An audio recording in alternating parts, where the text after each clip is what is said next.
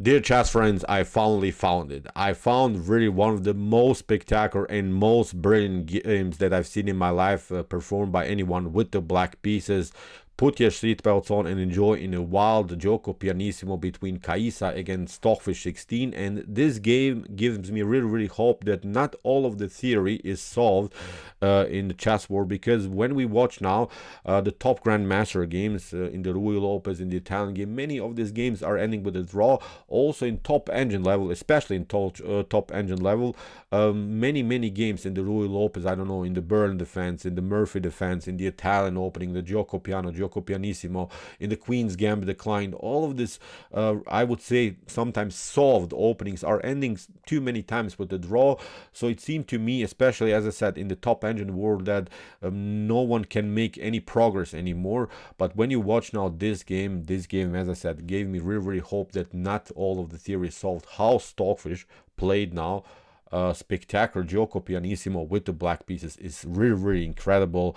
In my opinion, really one of the best chess games that I've seen in my life. Put your seatbelts on. I'm not overhyping it. This is really crazy how the fish is playing this classical opening. So let's dive into the game with the white pieces. The Caissa engine opened with move e4. We have e5 here by Stockfish 16. Knight to f3, knight to c6, bishop to c4, knight to f6, the two knights defense, and after move d3, bishop to c5. We're now in the normal variation of the Giuoco Pianissimo of the Italian game. Here we have c3 by Caissa. Caissa is of course in some lines preparing the move d4 to break and enter here in the center of the board. Now we have d6 by the fish, kingside castling, and now kingside castling also by Stockfish. We have bishop to b3.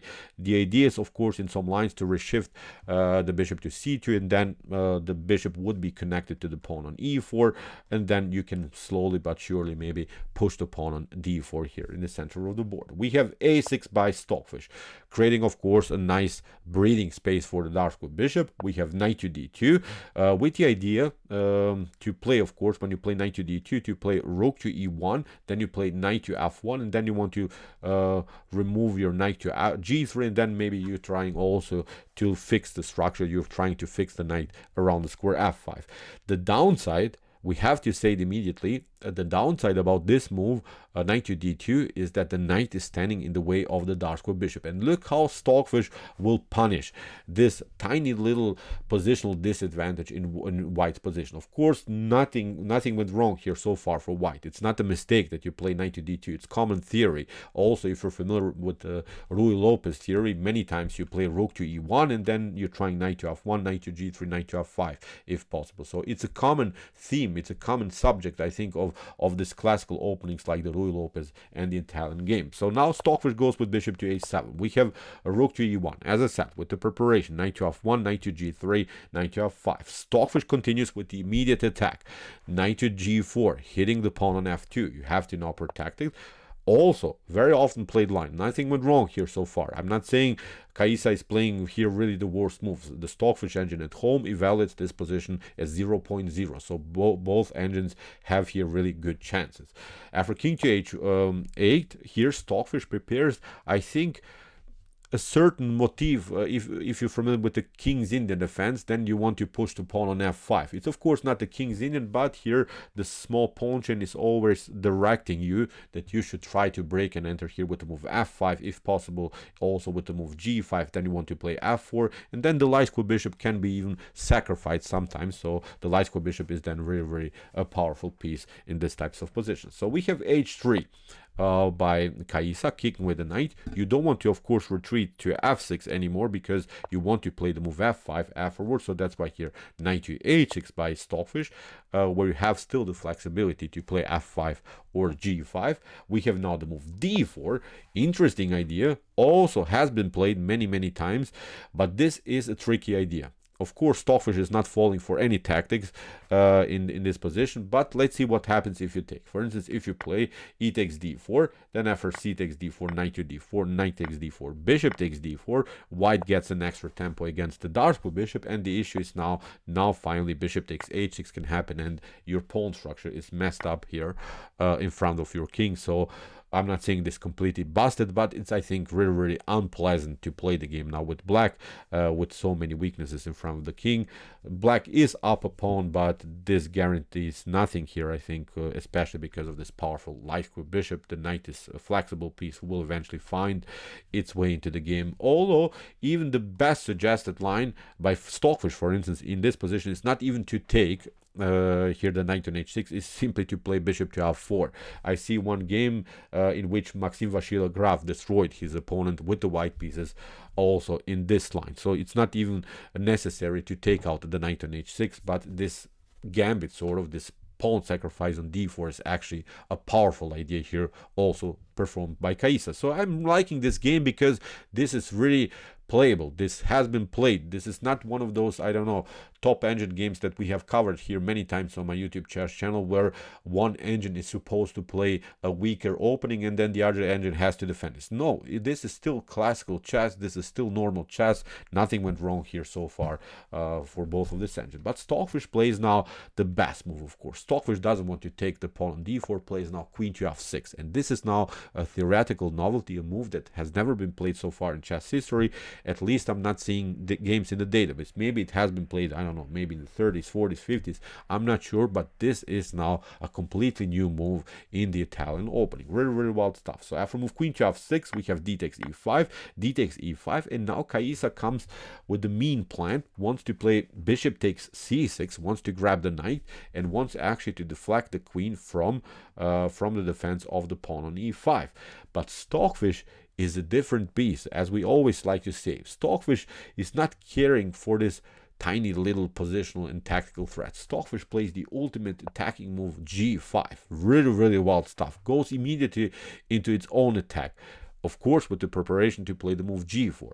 Caissa takes now. Bishop takes c6. Wants, of course, to deflect the queen from the defense of the pawn on g5 or from the pawn on e5. But Stockfish doesn't care at all. Stockfish plays g4. Doesn't even take the bishop immediately on c6. You can, of course, take it with b takes c6, but then again the pawn structure is messed up, and then you have a weakness on g5. Stockfish goes with g4. This is the way to go. In the game, h takes g4 was played by Caissa, but let's see now what happens if you, for instance, play bishop takes b7. If you play bishop takes b7, then black doesn't have to react again. We'll simply take g takes f3, you pick up the rook, and you don't pick up the rook on e2. That's the mean plan here by Stockfish. After f takes g2, you could maybe try now, finally, rook to e3 is very necessary to play because you have to bring now a new defender into the game. But now we take f takes e3, queen is coming into the game. You're trying to get the knight into the defense, but now the queen is coming here, threatens, of course, queen to h1, and now knight to g4 is solving here the positional tactical problems for black. Pardon me. Black is winning here the game. You have to now step back with your knight, and this is game over. So even if you, instead of bishop takes b7, play bishop to a4, if you just maybe retreat, then we'll simply take. You take with the knight, and now after rook to g8, here black is much better because of the rook activity on the g file. There are certain threats. Queen to f3, bishop takes h3, g takes h3, queen to f3 is possible. So many tactical opportunities here for black. So this is not working. So that's why after move g4 that Stockfish played, we have now h takes g4, bishop takes g4, Caissa takes out now the pawn on b7, but now rook from a to d8. Stockfish is down a piece, but has now a beautiful attacking formation, and that's what I talked about in the beginning. The knight on d2, which is a common maneuver in Ruy Lopez in the Italian game, suddenly becomes a huge positional problem. The bishop on c1 is still blocked out by its own knight on d2, and Stockfish has now brutal attacking formation. The queen is pinned, the rook is pinned, the knights are simply stuck here, and that's why Caissa tried this idea, queen to b3, getting out of this mess on the d file, but Stockfish goes now with the brilliant rook takes d2, sacrifices the rook for the exchange. Really wild stuff. You cannot take, of course, with the knight, then you lose the rook, and again the position is collapsing here for for white. If you play here bishop takes d2, then the issue is here bishop takes f3, g takes f3, queen to f3, and the problem is now again you could maybe try to bring the rook into the defense, but now the queen is coming here on h3, and after bishop to g5 you're trying somehow to lock the g file. Black of course continues with rook to g8. You have to play f4 in order to prolong the game, but now knight to g4, you have to bring the queen in between into the defense. You're trying somehow to protect here the checkmate, but now finally e takes f4, and now you're trying queen to g2, but now we attack the queen, now we take the bishop, and this is game over here for white. So that's why after move rook takes d2, the problem is now you have to play now a rook takes d2, and suddenly the rook is standing in the way of the bishop. That's now also huge problem. So you see Stockfish is playing on this really brutal idea. It's not allowing here the dark square bishop to come into the game. So now comes bishop takes f3, g takes f3, queen to f3, again the threat rook to g8. That's why here c4 was played by Caissa. Caissa is trying to get a new defender into the game. Stockfish continues with rook to g8, of course, king to f1, queen to h1, king to e2, and now another brutal move. Stockfish continues with the beautiful bishop takes f2. Pooh. Sacrifices another piece. Really wild stuff. The problem is now you cannot take. King takes f2 is not working because of this checkmate sequence. You're running into checkmate in any of this line. So that's why after bishop to f2, we have a rook to d1 here by Caissa, trying again to bring a new defender into the game. We have queen to h2, indirectly of course attacking the king. We have rook to f1, bishop to d4, discovered check, king to d1, and now rook to g3, attacking the queen. The queen drops back to c2, and now rook to g2, putting more pressure here again against the queen. We have queen to b3, and now of course knight to g4. There are now several threats. Knight to f2, knight to e3, for instance, in some lines is very dangerous. At least new attackers coming into the game, and knight to f2 is really huge tactical threat. So that's why queen to f3.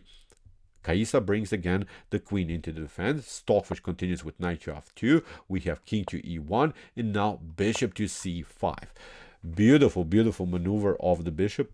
Stockfish is trying to play bishop to b4 to somehow deliver a new check. We have a3. Caissa is not allowing that, and now another stunner, bishop to e7. Stockfish reroutes the bishop on the most access square, wants to get it here on h4, and this is really nice attacking formation again here by Stockfish. What should white do? In the game, rook takes f2 was played. But let's see now what happens. If you, for instance, bring the bishop into the game. If you're trying now finally to get this lonely bishop into the game, the bishop was stuck through the whole game. Now you cannot even develop it, because after bishop to e3, actually knight to d3 is then working. Then you have disconnected the queen from the defense of the d3 square. Now you maybe play something like king to d1. Now we deliver a new check. Now a new check. You're trying something like this.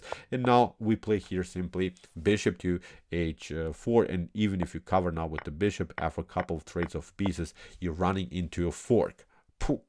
Really wild stuff. So what you could do, maybe instead of this move bishop to e3, is to play, I don't know, maybe b4.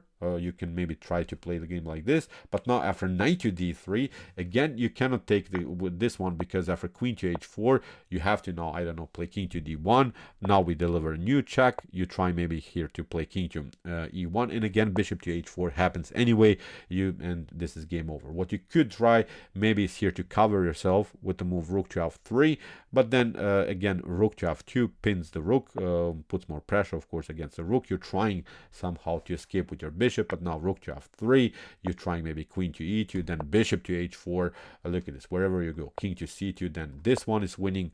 Here rook to c3. If you play, for instance, bishop to e3, then we have this one, rook to f1. Again, if you step back somewhere, then the rook is lost. This is not working. For instance, you try bishop to c3 to finally connect here the bishop to the rook, then this one is working, and now bishop to g5, king to d3, rook to f3, king to c2, and now rook to c3, for instance, wins the game again here for black. Really wild stuff. That was our analysis here after bishop to e7, if you try bishop to e3, or if you try here to move b4. So only this two defensive ideas I have analyzed at home. It seems nothing is working here, so that's why after move bishop to e7, Caissa finally took. A rook takes f2, Stockfish continues with rook takes f2, queen to f2, but now bishop to h4, of course, gets the queen here, queen to h4, and now queen takes h4. Pooh, let's stop and evaluate the position. Here Caissa has a rook and the beautiful bishop pair for the queen. Usually this should be enough compensation for white, but still this really bad bishop on c1 is standing here through the whole game. Stockfish is not allowing it here to breathe. Here after move check, we have queen to f2. Now we have bishop to a6, h5. Stockfish pushes the pawn. We have bishop to c8, queen to f3. We have queen to e4 and a4. You see, Caissa has also some chances. This is now a supported pass pawn on the a file. The position is stretched all over the board. Black is still a tough time to beat this one because the bishops will probably in one moment get into the game. So many of us, I think, would mess up this position with the black pieces. Now we have queen to d4, king to e2, queen takes c4, at least one pawn here for Stockfish, king to e1, queen to e4, new check, king to d2, and now queen to d4, a new check. Here we have e4. Stockfish is, of course, preparing to play dangerous check. Rook to a3 prevents this idea, and now queen to c4. Again, a new check, king to d1, and now a beautiful move f5. Connecting now both of these pawns. You cannot take here bishop to f5 because of queen to f1 wins simply the piece. This is not working. So really wild stuff. So after move f5, we have now a5, of course, by Caissa. Caissa is trying somehow to get something out of this passer. We have f4 by the fish. We have here a6. Again, bishop to f4 also is not working because of the similar tactic, queen to f1. Finally, you get your bishop out, and it's immediately taking. So this bishop on c1, I think, is the worst piece that I've seen in my life. It cannot simply get into the game. So after move f4, we have now a6, we have e3, and now the poor Caissa engine has now to give up even the bishop for a pawn. Finally, the bishop is out, but it has to be sacrificed. So Stockfish continues with f takes e3. Even if you would have continued here with a7 instead of bishop takes e3, it's simply not working because of after e2, and now we can pick up the piece. Now we pick up the pawn on b2, we pick up the rook, and the queen is close enough to the action, will eventually stop the potential promotion on the a file. This is not working. So really wild stuff, this move f4. As I said, e3 here by Stockfish. Finally, as I said, bishop takes e3, f takes e3, rook takes e3. Still seems like the tense game because look at this bishop is protected, the rook is close enough to the king, so still a messy position for both sides. We have here queen to d4, we have king to e2, Stockfish grabs a new pawn, comes with a check, which is of course good. We have now king to f3, queen to f6 check, and now king to e2, queen to b6, preventing, of course, the move a7 here. We have rook to e6, queen to b5 check, king to f2, and now a new check, a couple of checks, and now queen to d5, again preventing the potential promotion here on a8. If you, of course, play bishop to b7 to hit the queen, then the rook is lost. So this is not working. That's why rook to e8. First a check, a new check. Stockfish gets closer. We have rook to e3. If you play here rook to e6, nothing dramatically changes because actually you just invite your opponent's king into the game. So I think in this scenario, black will simply get an extra tempo. So here after king to f6, we have rook to e3. c5, rook to c3, Stockfish delivers a new check, now a new check, king to f3, and now queen to a1 again stops the potential movement of the pawn on the a file. We have king to e2, Stockfish pushes his own pawn, c4, a new check, bishop to f5, and now finally Stockfish grabbed this pawn on a6, and in my opinion this is now game over. Even if you try here, I don't know, to step back to f2, the problem is always this kind of a sequence. if you don't push the pawn, if you don't move the bishop can be attacked like this. So you have to also worry about some possible tactics, double attacks against the king and against the bishop. So again, a messed up game. So here, as I said, bishop to f5, Stockfish finally grabs the pawn, king to f2, king to h6, and after king to g1, in this position, the Caissa chess engine resigns. So, okay, you will probably hold this position for more moves, but two passers with the support of the queen, in one moment you will have to, I don't know, give up the rook or give up the bishop for one of those pawns, because black can always deliver checks, will start slowly but surely to push the pawns. And the good part is also about this position that white doesn't have good checks. You can maybe deliver one check, but then black is hiding again behind this pawn. So simply, as I said, this simply too much material here for black. So it's obviously completely winning. So, pooh, this is brutal. This is epic how Stockfish played the Giuoco Pianissimo with the black pieces. Very incredible game. I hope that you enjoyed it, because it's really hard for me sometimes also to find good games. I don't want to just show this pre-arranged games. I like to call them really this pre-arranged games, because sometimes they're so bad. One engine has to play, I don't know, -1 position. So I'm trying to find really some games that could fit for you, that could be useful for you. I think this is such a game, because you will meet some of these ideas in the Giuoco Pianissimo. Many of us are playing the Italian game with the white, with the black pieces, so in my opinion instructive, but you see a powerful, spectacular game here performed by Stockfish 16. So, okay, if you want to see more powerful and beautiful, sharp tactical games, check out our Competent Chess Games Played by Computer series. Here's the link of our playlist, and if you like this content, don't forget to subscribe to my channel. See you soon with some more videos, and what do we say in the end? Chess is the best, of course.